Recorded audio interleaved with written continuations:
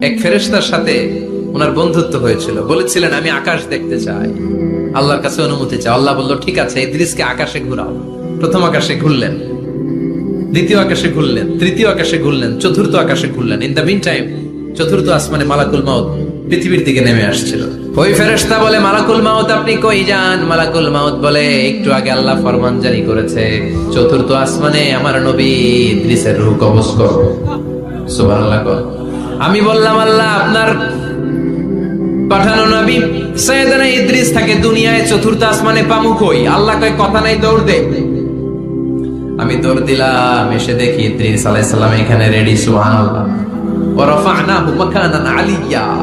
ইদ্রিস আলাইহিস সালামের রূহ কবজ দুনিয়ায় হয় নাই, চতুর্থ আকাশের মধ্যে হয়েছে। একটু চিৎকার করে পড়বেন সুবহানাল্লাহ। এরপরে সুলাইমান আলাইহিস সালাম, উনি তো মরে নাই, মরছে? উনি জিন চালাইতো, উনিও মরবে?